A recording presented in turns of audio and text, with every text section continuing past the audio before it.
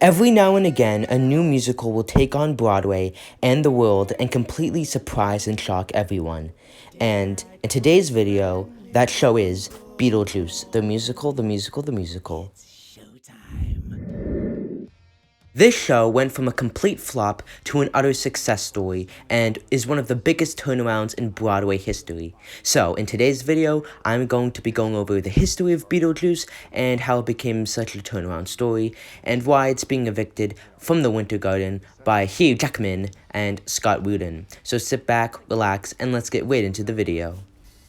The musical premiered at DC's National Theatre in October of 2018 and received scathing reviews from critics, and advanced sales for Broadway looked bad, and when it opened on Broadway, it continued to receive mixed reviews to mostly negative reviews from critics, and was doing terribly at the box office. The show's prospects looked grim, the future looked bleak, and to be quite honest with you, I predicted that both Beetlejuice and Tootsie would be gone by January.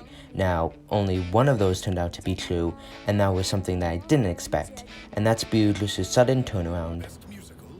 The first big turnaround was it getting nominated for 8 Tony Awards, including Best Musical. On the night of the Tonys, Beetlejuice brought home no Tonys, but its Tony performance is ultimately what led to its major success. The producers knew that this was their one chance to show to the world that their show was worth seeing, and it worked. Why it worked? It's because the producers took extra time and care to make the lyrics suit the event of the Tony Awards, as Beetlejuice is someone who breaks the fourth wall a lot with his comedy, and this worked exactly with the audiences they were trying to please, and really made it seem like a crowd pleaser. Another reason why Beetlejuice succeeded is because of its original Broadway cast recording. I found out about Beetlejuice because of the Broadway recording. Well, I had known about it before, but when I listened to it, I truly found out how much I loved and adored the show. And many younger people found out about Beetlejuice through the cast recording and then posting it through TikTok, a viral app that has gained much relevancy and cultural phenomenon in the past 3 months. And whilst TikTok lured in the younger audiences, I think that general audiences just found out about the show through good word of mouth and it being a crowd pleaser. It has everything you want from a Broadway show: spectacle, comedy, heart, something to laugh at, something to cry at, and a great but easily memorable score.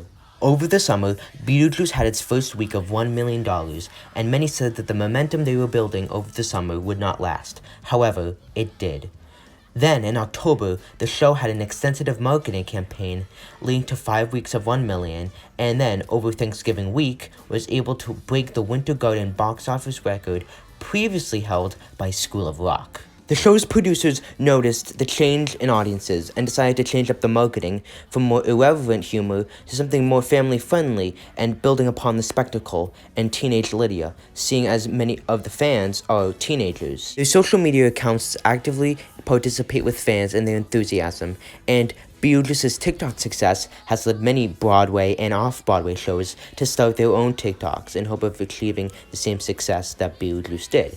So hey, at least they started a trend. Many Broadway shows advance sales, how many tickets they sell, and how much tickets they're selling in advance, start off very strong, but then go off and end very poorly, whereas Beetlejuice has only risen since it opened. The show's advance in the past week has doubled to 7.6 million, and in the past couple weeks, the show has sold over $1 million in tickets and advance sales overall. The show received 100 million streams in just 21 weeks, beating out such hits as Mean Girls and Dear Evan Hansen, and 2 weeks away from Hamilton's. So, all was looking well. Advanced sales were up, box office was booming, it had a more passionate and loyal fan base than pretty much any other Broadway show. And then, in December of 2019, Beetlejuice announced it would be closing in June of 2020. Many fans were shocked, surprised, and most especially hurt, and this video of Alex Brightman talking about them being evicted pretty much teared up everyone. A New York Times article explained in depth why Beetlejuice wasn't closing, but rather being evicted. You see, Hugh Jackman, the man, the myth, the legend, and Stunning Foster were set to star in a revival of The Music Man, produced by Scott Rudin, an infamous producer who makes millions and has produced some of the biggest shows in Broadway history. And he wanted the Winter Garden, seeing as 1, it was a beautiful theater, and 2, this was the original home of the Music Man back in 1957. Now, going back a little bit, Beetlejuice was not successful in its first couple weeks, and it hit its stop clause, meaning a production has to agree to a certain amount of money they make, and if they go below that for a certain amount of weeks, the theater has the right to kick them out or make them close early. And in this case, the Schuberts did this after Scott Rudin made the offer to bring in the Music Man in the next year.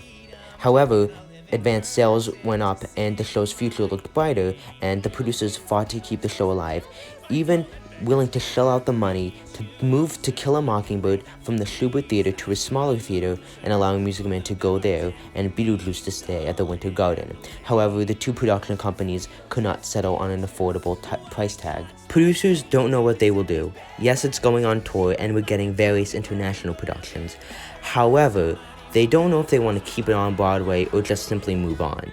You see, moving a show as expensive as Beetlejuice to another theater would cost them millions. And in my opinion, I think it would be more worth it to film it on Broadway, release it at another time, as you'll make more money on tour and in your international productions. The backlash for the show closing was quick and immense.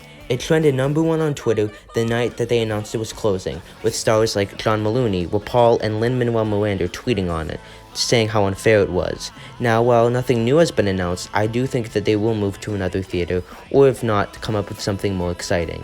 And hey, at least you will still be able to see it on tour. And to think that it went from a flop to a success in a matter of months, and how we, the fans, were able to resurrect the show and really put it back on the market is something we should all be proud of. The beautiful thing, if sad one, is that Broadway shows don't last forever, and only a handful of them actually succeed. I mean, you have only 3 out of 13 shows from this past season open, or rather 4. However, Beetlejuice was able to beat the odds and was able to start a completely new trend of TikToks on Broadway. Heck, I would say that Beetlejuice has revolutionized Broadway more than maybe even Hamilton. Well, I think that's a step too far, but I definitely do think it's the most revolutionary show since Hamilton. Let's be proud of what we did as a community in bringing Beetlejuice back from the dead. We brought it from a show that received terrible reviews, poor advanced sales, was gonna close in under a year, and made it into a social media phenomenon, breaking Winter Garden box office records, guys. As much as it hurts that this show won't be on Broadway, that it's being cut short just when the momentum is growing, I do think that not all things have to go on forever. And hey, it's gonna be on tour, it's gonna have international productions, and I bet your buck, if they're smart enough, we will get a pro shot.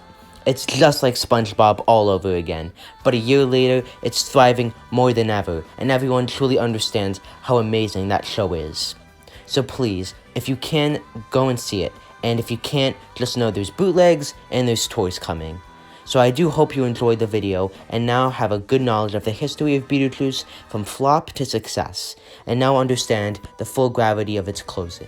Thank you, and goodbye.